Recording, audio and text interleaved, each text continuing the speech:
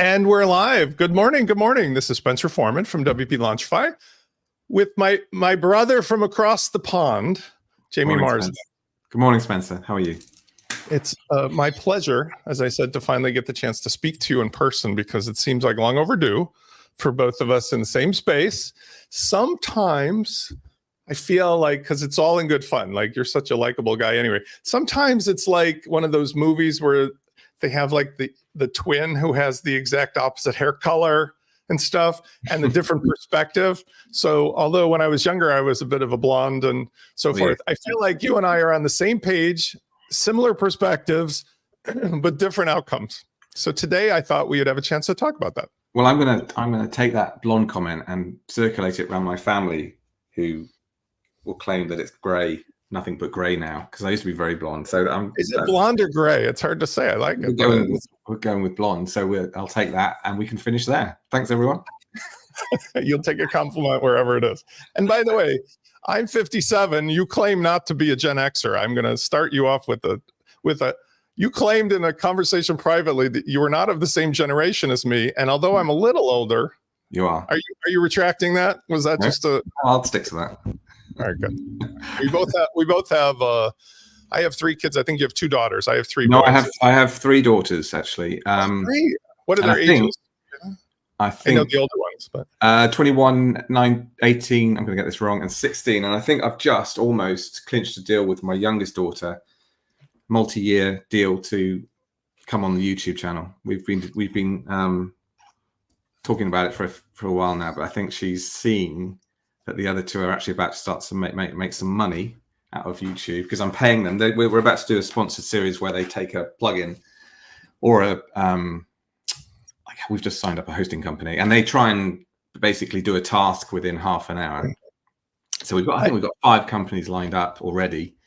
And I mean, it's just a natural fit, all in the family, right? And I've seen them on camera; they're wonderfully comfortable. Yeah. So, but they are actually gonna get money. So we're getting some sponsorship deals in, and the youngest one has seen that has seen the amount of money the older ones are now going to start earning, because it's going. The 2 older ones are at university, right? Which I'm funding partly. So part of this will go to fund their exorbitant university fees. So I think Hetty is more aligned now to become part of the channel, and she's fabulous. So that'll be loads of fun if we can get her on. I mean, what's interesting about that comment is I have the 3 boys. So again, it is almost like we're at 23, 20, and 13. You know, before you go on, we're here to talk about WordPress, but the difference between bringing up boys and girls is so. I mean, it's just an extraordinary thing. I literally wouldn't have a clue. Actually, I don't think you would have a clue. I would be lost with girls. I think I'd probably be all right with boys because I'm a boy, but I think girls are very, very interesting as a father to bring up. My sister married a gentleman who was like my exact situation, and he had 2 boys, and I was married once, and I have the 2 older boys, and then my 3rd son is from a relationship that I still very good terms with, but we never got married, we never stayed together. But the idea is that he was like a parallel of me, but a couple years ahead, and they ended up having 2 girls, and I can attest to what you're saying as being factually correct. Yeah, I raised my 3 boys mostly on my own, especially the older 2, and I was, by the 3rd one, I was a champ. I was showing up at the Starbucks and like feeling sorry for these 25-year-old first-time dads. I'm like, hey, you need a little help? But I would have not had any idea if I started over with a girl. Yeah, well, I'm not sure I have a huge amount of idea either, frankly, now, even after 21 years of parenting. Some people say that about us with WordPress too. They just like, I've been doing this 20 years and I'm just figuring it out now. So yeah, I'm still learning. But the idea of, I think that's actually a good starting point for like one of the conversations of like, where's the future of WordPress? To me, the future of WordPress, and we both exemplify this in a couple of ways, is that we both grow up in different areas of the world, let's say, but still at a time and a place when there were gatekeepers, there were technological things that stood in the way of somebody getting where you wanted to go. And the world is inside out, upside down now, which is to say, I think now with an infinite array of technology available to almost everybody at any age, and that's a conversation too, we now are really talking about relationships. Somebody either online who is a mentor or teacher, somebody in a personal relationship who helps filter out this infinite array of stuff and makes it clear enough, spoon-fed. And I think even though we disagree on maybe which tools and techniques, that our kids and us represent that, because that's what people will subscribe to a YouTube channel for. Somebody who they can see in themselves, or vice versa, who's showing them how to do it. Though I don't use YouTube as often as you do, I do that in my own personal trainings and maybe in a smaller group or in a Facebook group or LinkedIn. So let's talk about that, because I think the democratization of the technology comes at the cost. The cost is, where do I begin? Where do I begin? Was that a question, Spencer, or just a statement? Question is, all right, well, let me put a flag in it. Let's start with, we have a list that I threw out there for us to talk about. WordPress itself, full site editing. You just recently this week put out a video that by the way, I like how you do it, because your YouTube channel, you put a lot of work into, and it's grown very, very quickly. And I appreciate that you find that to be a focal point of your business. It's not mine, but I appreciate I love watching you grow. Your last video was about, wouldn't it be cool if WordPress was more like Canva, which most people know has grown from zero to billions of dollars of value, by being so simple? And the reason I think you and I have issue is, should that be because of full site editing? Should it be because of Gutenberg? Should it be because of, like, we just take up a different metaphor? Because I think we agree that right now it's a shit show of too many choices, too many things.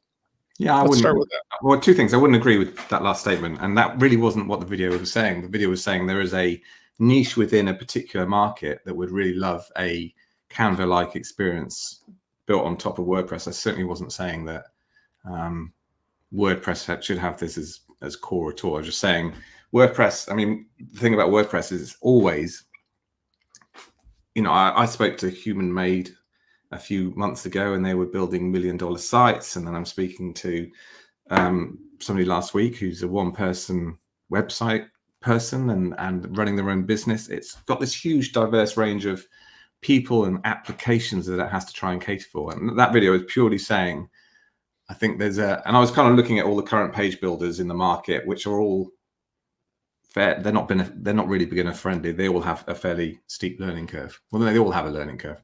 Whereas the Canva experience, and people always roll their eyes when I talk about Canva, but Canva is absolutely an amazing business. And you look at their stats, it just blows, they're demographically, a young audience.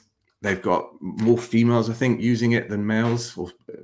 Melanie Perkins and her boyfriend grew it from like 0 to what it is. And yeah, so it's a really good case study. And I think why it's interesting, it could be the sort of canary in the mine in terms of what's coming up. And somebody, as part of that video, I said WordPress has a demographic problem. And I think they took that to mean I was thinking, oh, we need to have equal number of people because of equality. And actually I was saying, no, the problem is, it's a bit like having an aging tennis club, right? If all your members are dying off and there's nobody coming up underneath, if the cool kids aren't using it, well, my niece is just, which is really, this galls me. My niece runs for a design company in a big department store, and they've just transferred from WordPress to Wix, and I had to, watch that happen. And so that was just that video was just one video, just looking at one specific thing and saying there is a niche in the market which is not being addressed in any sort of WordPress category as far as I was concerned. Because you're saying beginners, right? Beginners, yeah. And actually a lot of designers contacted me as well. So I'd probably broaden that to say beginners, designers that don't want to learn code as well. They kind of, so I think there is a core, well, it's the Canva market. It's the Canva market, exactly. Canva has kind of shown the way in terms of whatever, they've got 150 million users a month, twice the size of the UK. Can I put a flag in that? Because I want to valuation of something like 40 billion, 1.8 billion revenue, big in schools because they're going into schools. Incredibly simple. You could literally go online and build a website in 10 minutes. The friction is completely frictionless, the whole process. So right. They are instructive to have a look at it. And actually I put out a video today where I tried to rebuild the Notion website using the Canva builder side by side. I mean, I saw you didn't ask.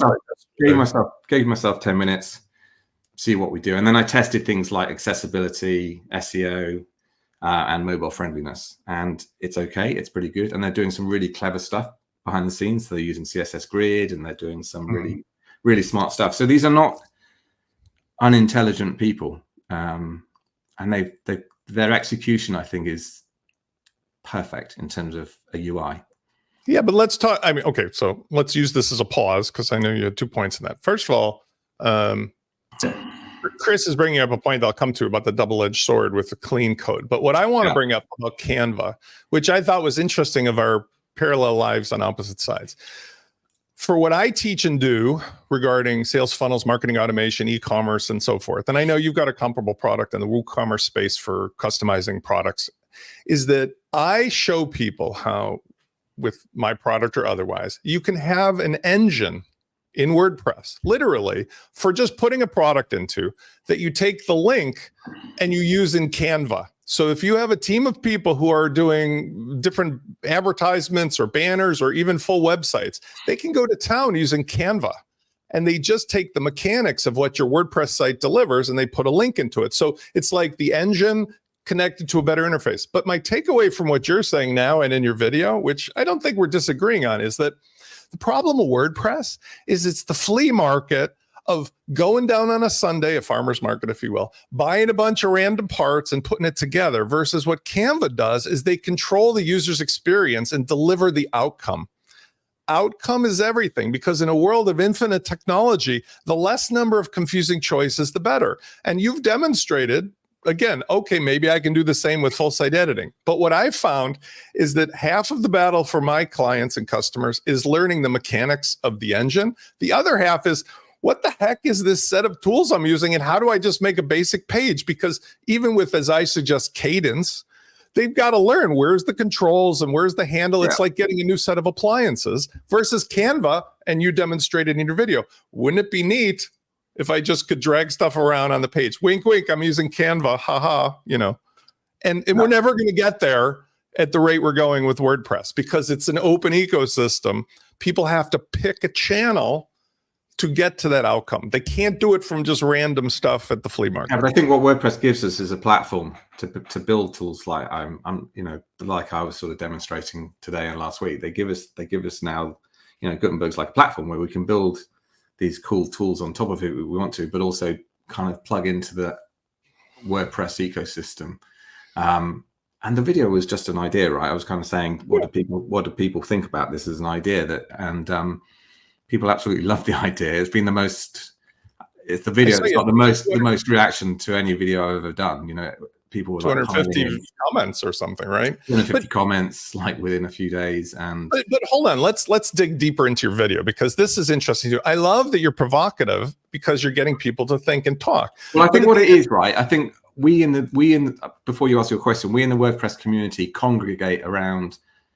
It's a bit of an echo chamber. So if you are a WordPress product developer and you go hang around Facebook groups, which are fairly toxic by their nature anyway, you will never propose. You would never in a month of Sundays propose a tool like Canva for WordPress. You'd just be you'd be run out of town, and people will be looking at that video, and you know all the pros will be going, "You idiot,"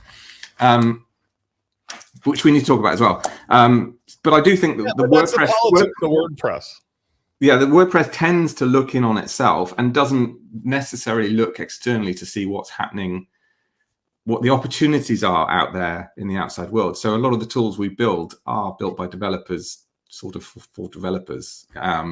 Whereas there's a huge, and you can see that in the page builder market, there's no page builders that are built specifically that, you know, I could literally give to one of my daughters, and within 5 minutes she could be building. Well, which is the Canva experience. And actually, I think what happens is the pros were aghast at my video. You know, people were piling in on me as usual, saying, "Oh, you'll never with a tool like this, you'll never get the same results if you learn your craft and you're a pro designer." And that's, I 100% agree. You'll never. That's not what the video was about. I agree. You're never gonna with a tool like this, you'll never get the same results than if you give it to a pro designer.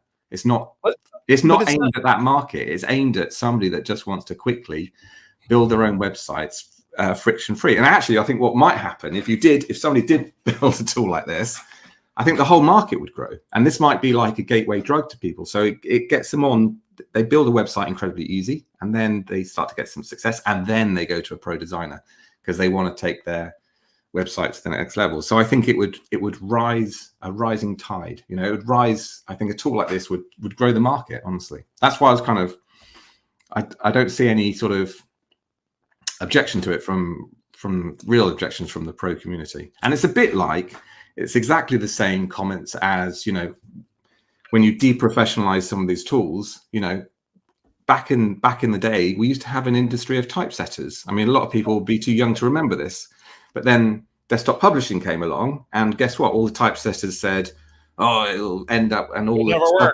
it'll never work, and all the stuff we produce will be absolutely horrible because the amateurs are in charge. And you don't get typesetters anymore. That industry has completely gone. Now, I'm not saying that's going to happen with pro web designers. I think it'll actually grow the industry. But over and over again, we see this where technology deprofessionalizes and commodifies what used to be professional, and the professionals in that industry obviously are not going to support that and are going to raise objections to it. And that's exactly what happened with the reaction to my video. Beginners loved it. The pros absolutely hated the idea. Right. So we've been here before. Let's break out a couple of the points, because, like, first of all, in terms of your video, I think it's fair to say that objectively all the information was there, but it depends on the context, like you said, or the perspective of the viewer. I'm not sure where your audience demographics are, but it sounds like you've got everybody from beginners to pro. But in terms of the last point you made, which I agree with, we're both old enough to remember everything from photo, video editing. You know, I was an analog photographer before, and when video came out, that's how I got into technology, because I flew these micro lights and I wanted to do videos from this camera. It was before, hey kids, it was before YouTube and Facebook, and it was all day before drones.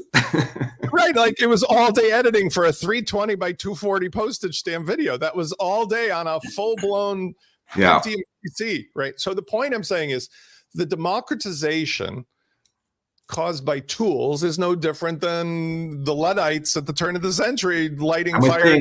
We're seeing the same thing is sort of happening with phones and films.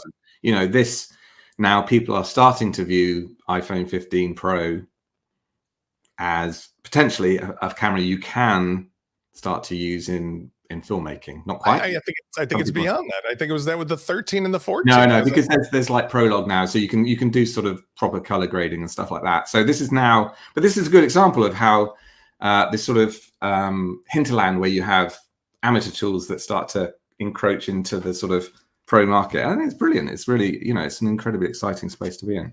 I mean, from a gadget standpoint, I'm a gadget hound. The tools, like I have a 13 plus. I bought, you really can't buy anything like a 14 for my kid who needed a new phone, because now there's the 15.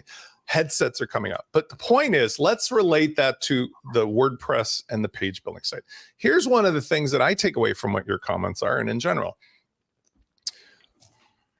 as we also mix in some AI. Like yesterday, my pal Jack Arturo made a point about hexadecimal colors. And I was like, I get on ChatGPT, I'm like, my favorite hex color is this, make an image of da da da da da da da, and it would generate a dynamic image. Now, one could argue, I have friends who still do that.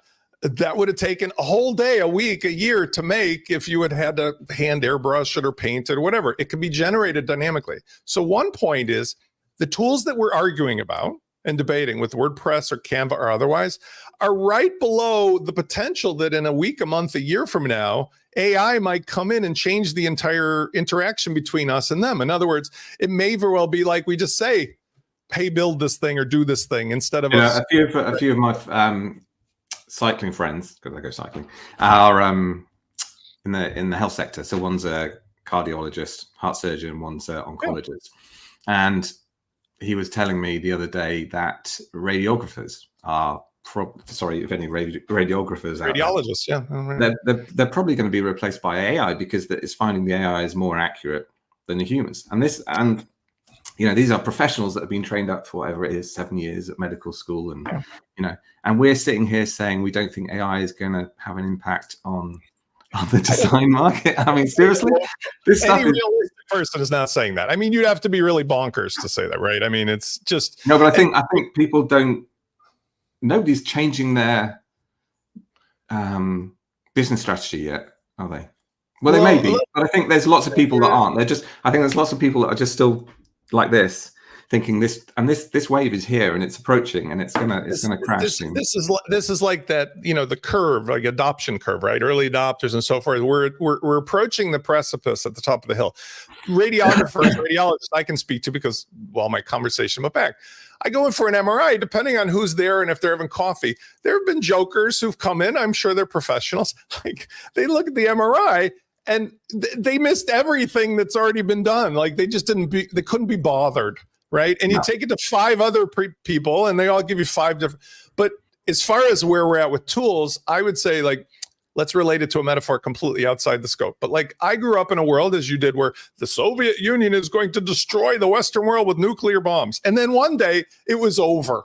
It wasn't like, oh, we gradually de-escalated. It was, we're all going to die. And then one day we're all best friends and having a party, right? And I think that's like a tipping point phenomenon, Malcolm Gladwell kind of a thing, where it's there under the hood. And then one day everything changes. But the point as it relates to WordPress is, we can have great fun today debating what is the mechanism, the interface between the idea of what you want and the outcome. And currently, we're still using the knobs and the dials and whatever. They may be different.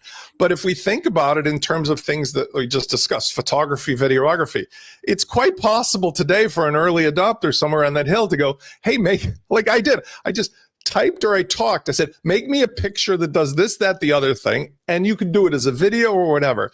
If that becomes the norm one day overnight, this whole conversation we're having is an interesting shift, because now let's go back to the underlying, why do people need a website? They need a website today because we all look at screens and we're selling stuff to people, or we're trying to motivate people or entertain people. And the website interface of today, we're looking at things from Apple and otherwise. Maybe that's going to move into the headset. Maybe it's going to move into a chip. Maybe it's going to move into like augmented reality.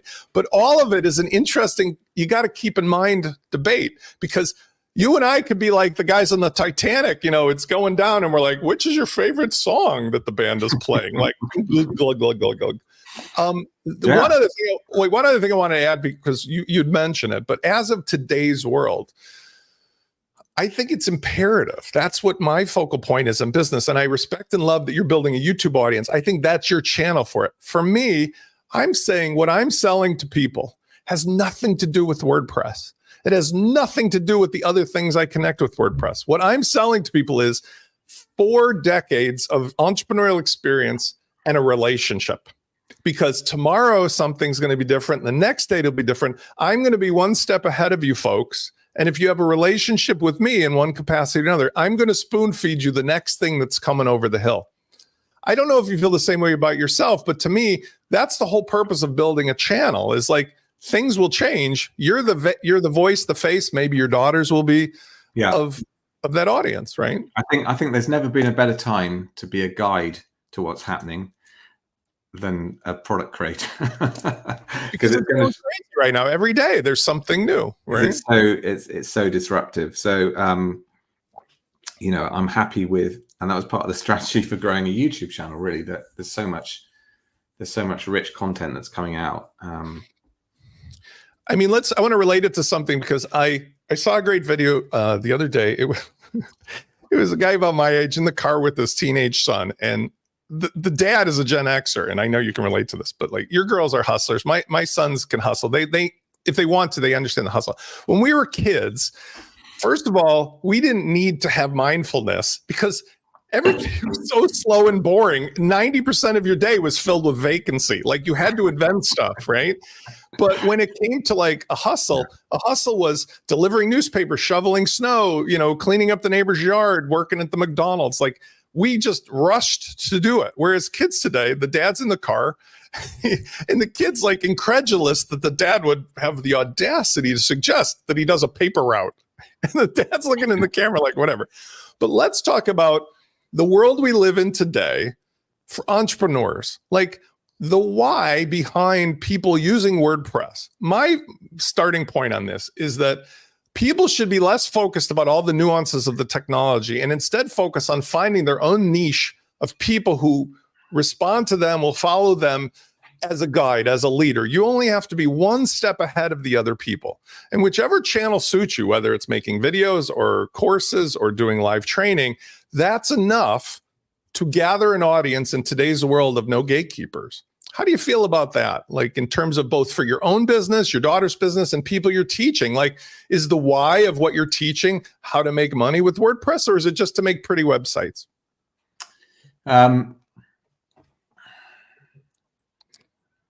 Or do you think about that? What's the actual question, Spencer? The question is, why do you teach what you do? Like the thing that goes through all of my conversations is I say, the reason I'm showing you this is the fastest way to sell your own thing to your audience, to make money with WordPress. I mean, my background in WordPress, because where I started, wherever it was 12 years ago, was teaching beginners how to build websites with WordPress. And they would come from all sorts of different walks of life. So I think I've trained over 5,000 people face-to-face, traveling around the UK, right? Actually in rooms with screens and 10 laptops. Like Roald Dahl. I used to do them. And it was brilliant. I loved it. I used to do it. This is when pandemic hit, but I used to, for about 8 years, traipsing around the country, Scotland, Wales, two courses a week, 10 people in a room. And that's an incredible way to experience how people will use WordPress in the first place. But those people are coming from all sorts of different walks of life. So it was really about, and that's kind of why I'm passionate about the stuff in my YouTube channel. It was really about giving them the tools so they could do whatever they wanted to with those websites, run a business, start an organization, all that stuff that you just spoke about it. But it wasn't me saying, my training's never really been about, I'm teaching you how to create a sales funnel. Like yours is much more focused than mine on that. I'm literally saying, I don't care where you come from. I'm just going to teach you WordPress in the right way. So you can actually build a platform to do the thing you want to do. Let's focus on. I think my approach has been probably more agnostic to the way you're approaching it, really. And I try and teach it. I try and teach it in a way that, and I'm starting to bang on about this more and more on my YouTube channel about giving them the tools and the power to edit the content themselves, giving them the knowledge so that they can build out their websites.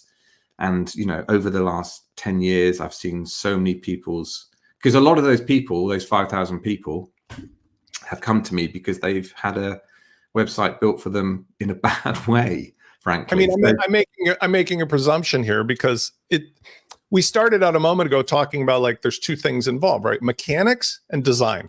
Okay. I will grant to you and everybody else, besides infotainment, that there is a complete realm of people who would be interested in just learning about the tools for making designs, right? I mean, that's a thing, of course. Yeah. There's a whole nother realm of people that don't ever design, that are only caring about the mechanics because they're marketers, SEO people, salespeople, and so forth, right? The premise I'm suggesting, though, is that at some point, both of those two columns of people have to have a website that's attractive enough, but also have to have the mechanics, because I would very much be dubious if somebody suggested that people just want to make websites without the purpose of having a business behind it. I cannot imagine that. Or an organization. I'm just saying the people that come through my WordPress training, I'm literally teaching them the right way to build a WordPress website so it's maintainable and editable and doesn't have technical debt. But do you know what they're doing it for? Do you ask them? Yeah, of course I do. Because what are they doing? 5,000 different things. But isn't it just like two categories? It's like a business or it's a service. I mean, there's what other things? Give me some. I mean, just for a conversation, what are the other kinds? A charity. It might be a life coach. I mean, the charity collects money. Like for the charity, right? They collect money, donations, and it might be somebody that just needs a website a lot of people just need a website as a sort of credibility lookup. So they're not actually trying to sell anything. It's just like an information brochure site. A personal.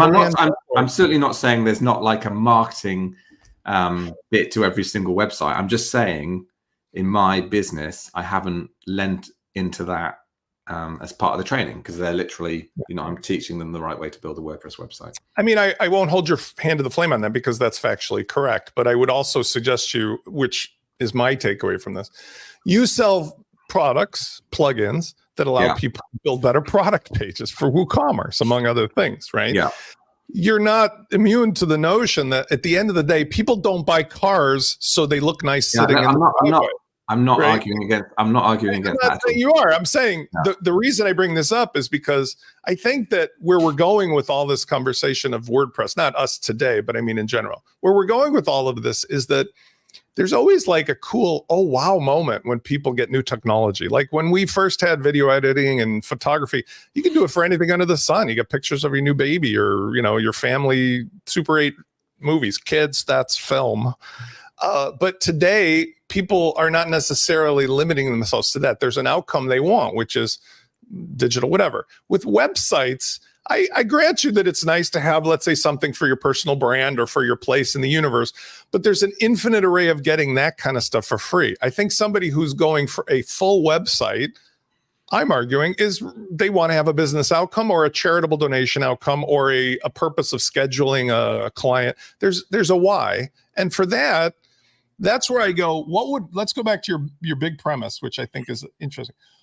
What's wrong with WordPress the way we're offering it now, given maybe these premises that there's an infinite array of choices, things like Canva, there's other page builders, there's other Wix, Weebly, Squarespace. But in WordPress, there's this like family feud of I like this and you like this and you're right and I'm wrong and this is better. And we just mentally masturbate endlessly and argue with each other over it. But nobody at the top, even when I was talking to Matt Mullenweg, is willing to take a stand like Wix and say, this is it. Because I don't think that's not what grew WordPress in the first place. Because as soon as you make that decision, you're basically excluding a whole bunch of people that you don't even know about. I mean, I view WordPress as just a platform, and that people, its weaknesses is also its incredible strength. The chaos that is the development life cycle, right, and is an enormous strength. Now, there is a question for me over speed and whether that can evolve and whether that still survives in 5-10 years time.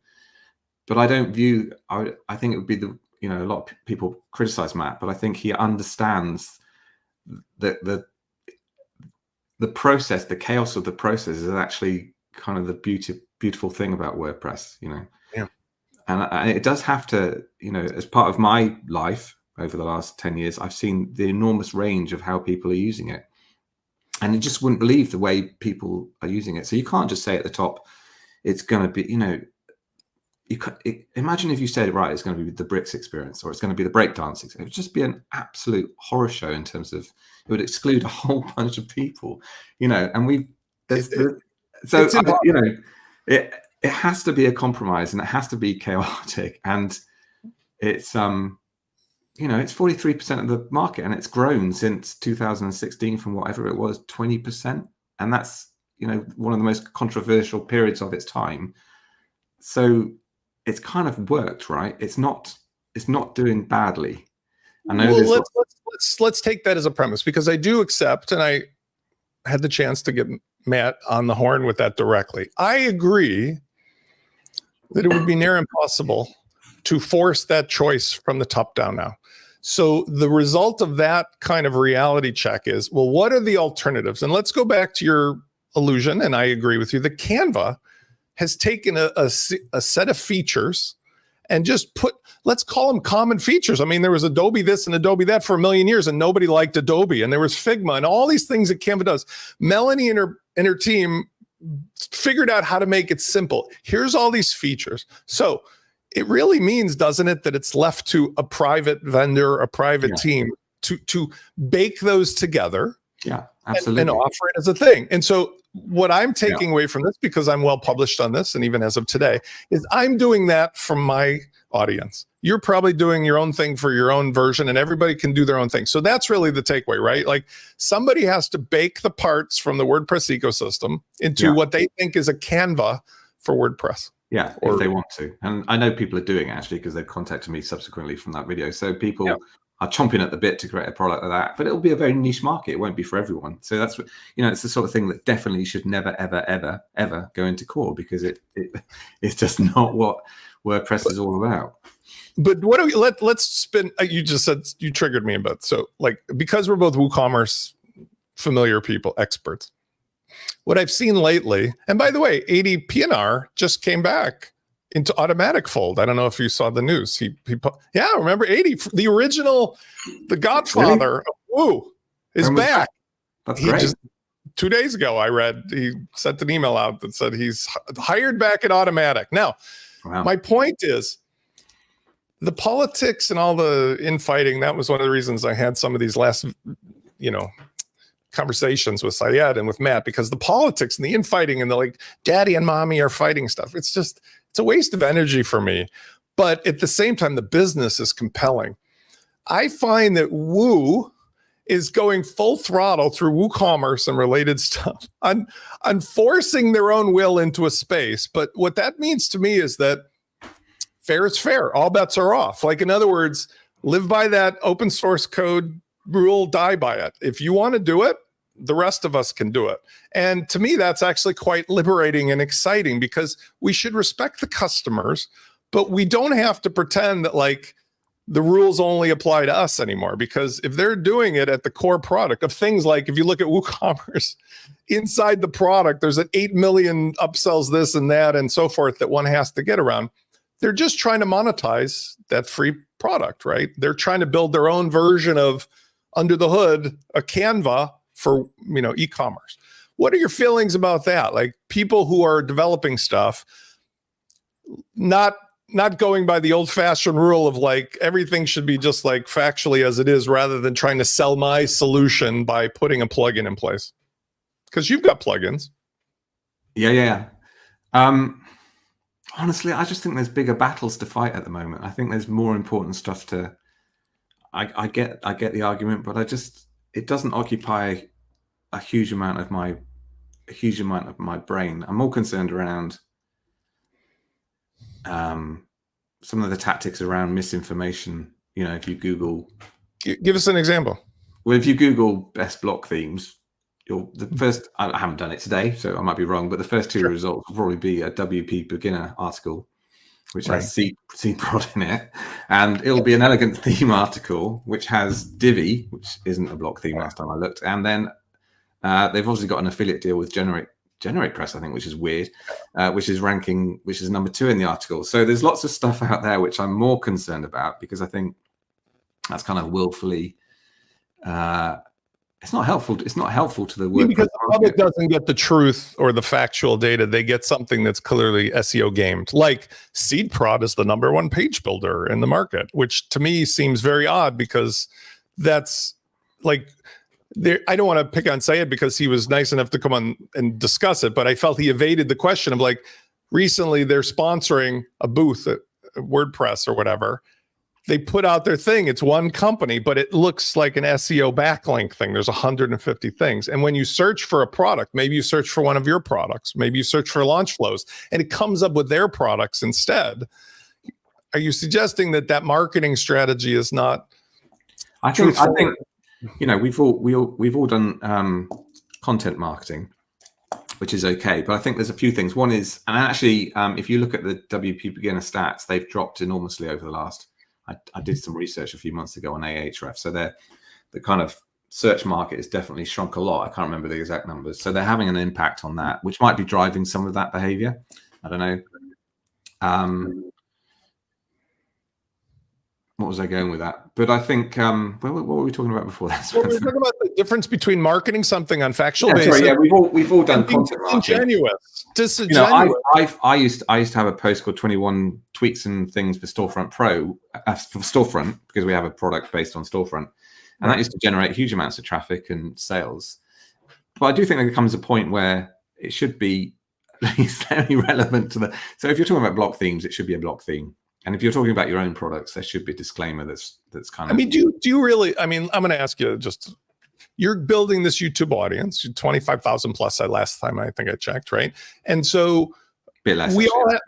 Where's it at now? It's like 30. Is it No, higher? no, it's like 21 now. It's not 25. 20. Okay. So Yeah. even so, remarkable, because you went from like single thousands up to that. And the Yeah. point is, those are people that if Spence was saying what the value of that is, I'm pals with Adam Presser, who's well known. There's a couple other people who have large audiences. If you had 20,000, 200,000, whatever, it's such a ridiculously small YouTube number compared to like people that build with Legos with their kids who have 2 million. But the point is, if you can convert them Or into camping. being Or golf. anything.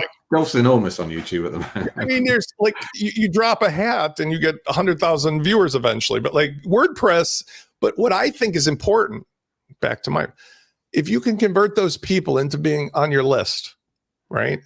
Then you own the possibility of them following you into whatever is next. And that could be where you sell products. So my argument is SEO in general is changing rapidly. I've spoken to Rand Fishkin on some of the other shows about this, and he went off and developed it, where I think AI has become the Wizard of Oz, revealed the curtain of what Google's been doing. And so for companies that are doing these tactics, they're going to get crazier and crazier, but people are not necessarily going to find the thing they want through that channel anymore. They'll find it because Jamie's got a great YouTube channel, or Spence I saw on a webinar somewhere, and they will be more trusting of an individual who's consistent in their message versus a clear branded like spam or something.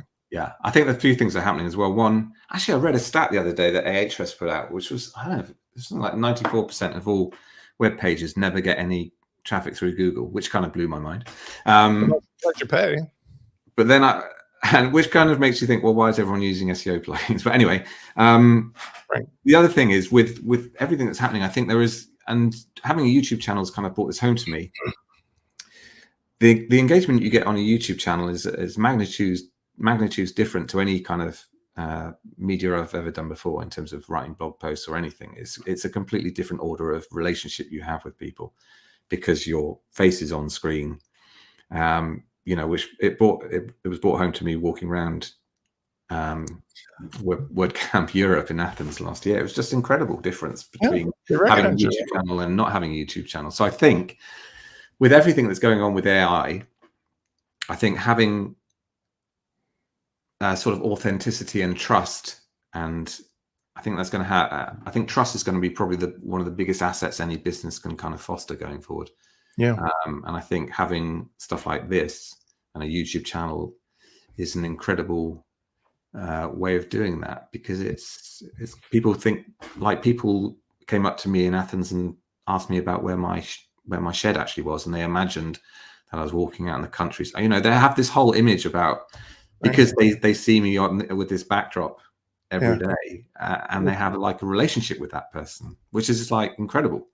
So I would say, trust, the ways you can build trust are going to change, and I think we should start building it now, really getting ready for AI. One of the things I would do, getting ready for AI.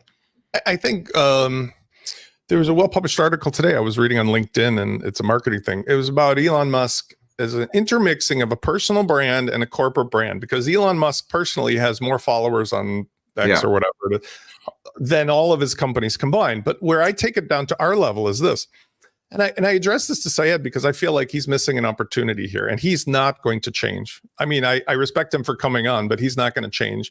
Matt has his own reasons, and I think you've said it well.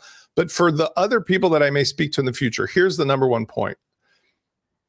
It's useful in a world of infinite technology and AI and marketing tactics to have a face with the brand, but you have to make a choice that your behavior and how you treat the customer represents the golden rule. Quite frankly, you have to treat them with respect and consistency, because today's people, I think their number one purchase decision is based upon, who is this I'm buying from?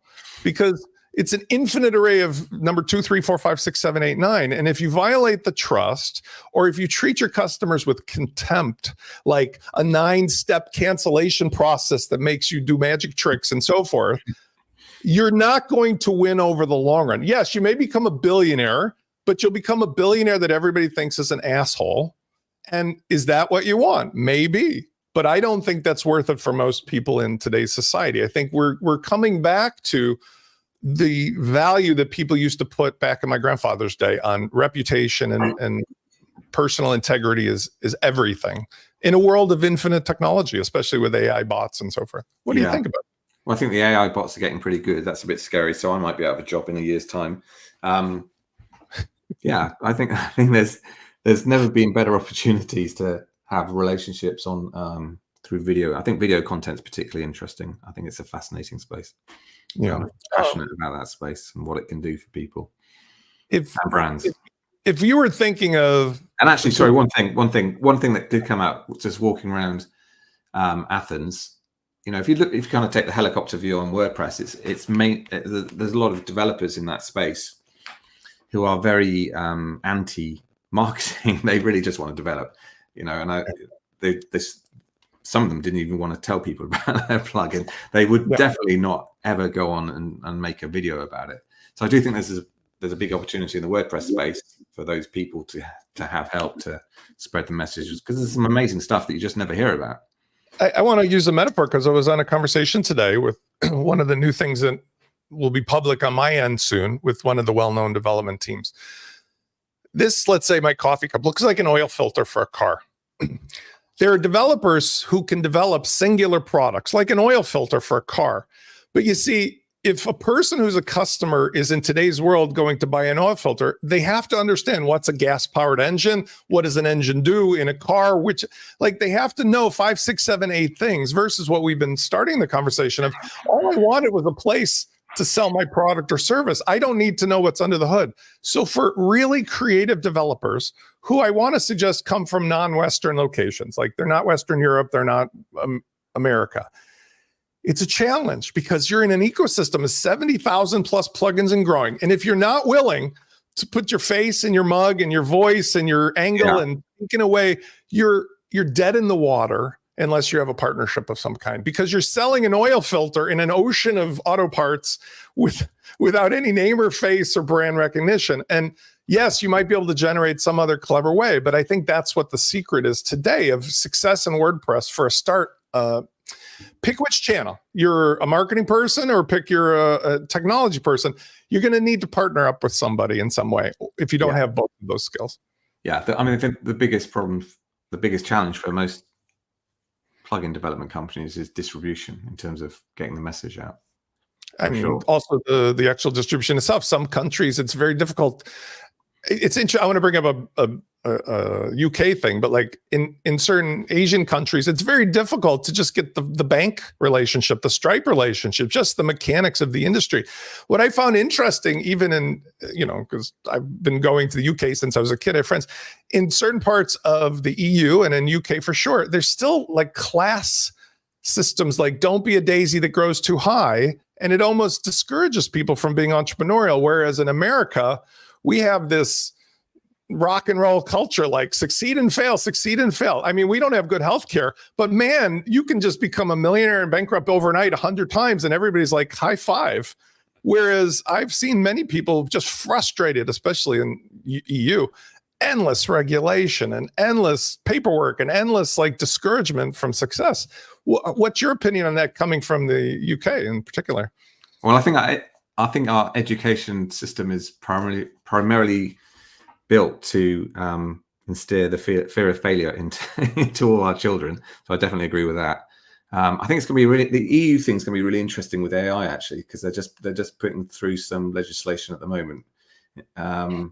So if it's anything like GDPR, it's going to absolutely stifle innovation. So we'll watch that space with some interest. Early signs are not encouraging. I mean, the thing is interesting. I mentioned him before, Jack, my good friend Jack, who's with WP Fusion. He moved from Iowa to Germany.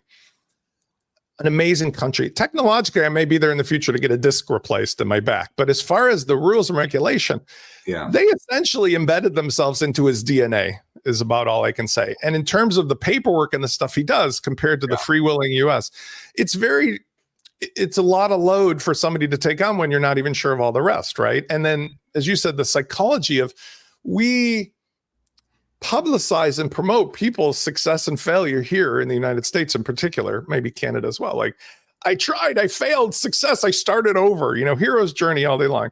So I would say that for people who are looking for a starting point, my recommendation is always, if you love tech or if you love marketing, think of selling to a US audience, find a way through a partnership or otherwise to get a relationship in the US, because if you left the rest of the world out, there's enough to go around for you to succeed and fail just in that market alone. And it would give you more of an encouragement to keep going versus listening to those around you and you're, hey, why don't you just chill out and take a job or, take 12 weeks off in the summer, which is another conversation too about holidays and stuff. Like in America, the joke is like, hey, this year I broke my leg. I took 2 full days off this year, like in the UK or otherwise, it's a whole different environment, right? Yeah, I mean, if you look at my YouTube stats, they're quite interesting. Well, the YouTube stats are really interesting. I don't know what yours are like, but mine are like biggest audience is America and then India now, I think, and then the UK. Demographically, it's horrendous. So I think I'm 85%. I don't know how accurate these are, but I'm 85% male. It's a geeky audience. Although there's a lot of, I don't think the male-female matters. I bet you if you looked at the Canva, YouTube audience, it wouldn't be of the same magnitude. My guess. I want to bring up something about the Canva audience that relates to your video, but relates to what I'm teaching and doing as well. The thing that was most interesting to me, but I just love it because that's where my brain is always going. I'm 2 steps beyond. Like, I love Canva in general for its tools, but what I loved more is if you go to Etsy, Etsy has this huge ecosystem of predominantly female entrepreneurs and designers who have made Canva templates for women-owned businesses that you go buy on Etsy, okay, and use on Canva. And the point of that ecosystem is I see the parallels with WordPress, whereby if, for my audience, WordPress is an engine.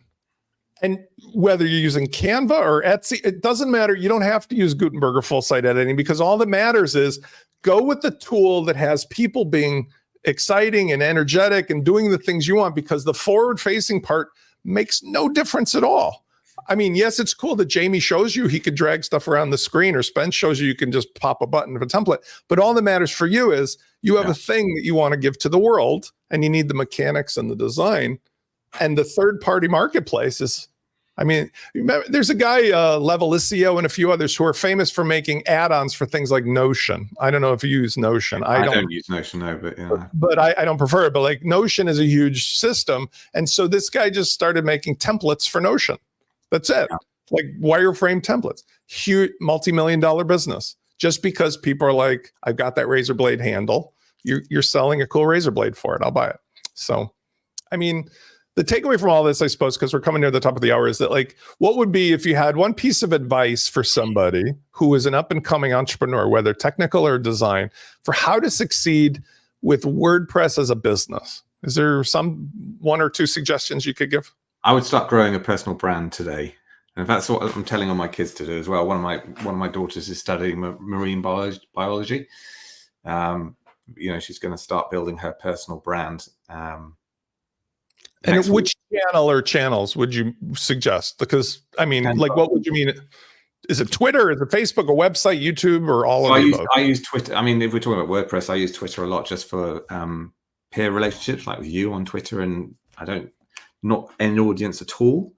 Although it's kind of changed a bit since YouTube, because a lot of those people are now sponsoring my videos. So, but initially it was just sort of to talk to people in my peer group, and then I use YouTube obviously a lot to talk to the potential. Do you take people off of your YouTube channel by offering some way to give you their email so you can get them into your list? Yeah, so that's gone really well. So I've done a few ways to do that.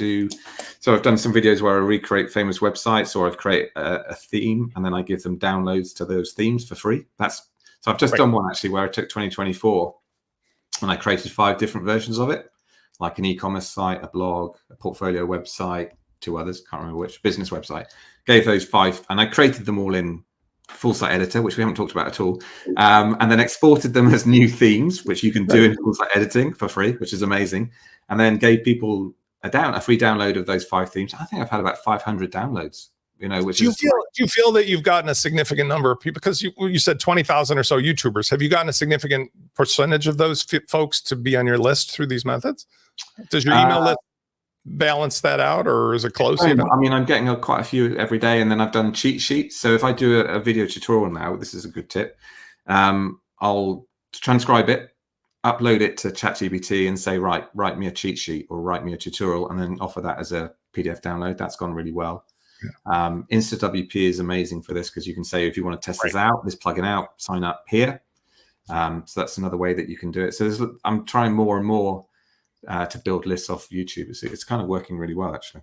I mean, I think you've just said some really just amazing ideas. I would add to your list by saying the prime focus, whichever of these tools you use, is exactly this. Give something of value for free that you're trading the email, because in the old days, that's how we started with blogs. We lost track of it because of social media, but you don't own your audience on YouTube. They're just there consuming content. But once you get their email, you now have, as Russell Brunson would say, you own them. You can interact with them until they say stop. And I think that's the brand part. Like building a brand, a face, a name, but getting them on your list is essential. There's another interesting stat, which I think something like 10% of my YouTube subscribers watch on TVs now, which is growing. So I haven't done this yet, but I'm going to start doing it, where you actually put a barcode on the TV. Interesting. Like I have a Roku TV. So you're saying you sit there and it puts a QR code, or QR barcode, and they just scan it with their phone and go right to the website, right? Exactly, yeah. Because that TV audience is, I mean, I'm one of them. I probably watch more YouTube. Yeah, I definitely watch more YouTube in my lounge now than I do normal TV. Do you have a Roku TV, or how do you get it onto your display? What do you use to get it on there? I've just got what do I use? Fire TV. I use Fire TV, Amazon thing. Okay, but I would agree with you, because we'll have another conversation today, but like I have 5 or 6 high definition LCD displays. I have an 80-inch LCD display, costs $499 US with Roku built in. I sit there with my kids, and all the time stuff's coming on, and that's an actually brilliant idea. All right, we're at the top of the hour. I promised that we would hard stop. We didn't go the direction I thought we were going to go, but I really enjoyed what we ended up talking about. And I think that there's probably a chance in the future we'll speak again. But in any event, I love what you're doing. Do you want to suggest where people can find you? Because, of course, in fairness, I want them to go visit your sites and stuff. Yeah, so best places are YouTube, which is Jamie WP, or just Google WordPress block themes and you'll find me all over the place. And then Twitter @PootlePress. Those are the 2 best places. Right. And I want to add, too, that I enjoy the Twitter interaction the most, even though Elon is a character. I've tried everything else. Facebook and Twitter, to me, seem to be the channels most appropriate to my audience, who I resonate with Gen Xers and older. I've left most of the WordPress Facebook groups now. A few of them weren't being helpful for my sanity or the type of content I was trying to create, because there's a certain type of people that tends to hang out in them, and it was kind of starting to skew the content I was producing. Well, everybody wants to be in that debate, like we're sitting around arguing at the family dinner table about stuff that doesn't get you anywhere fast, which I agree.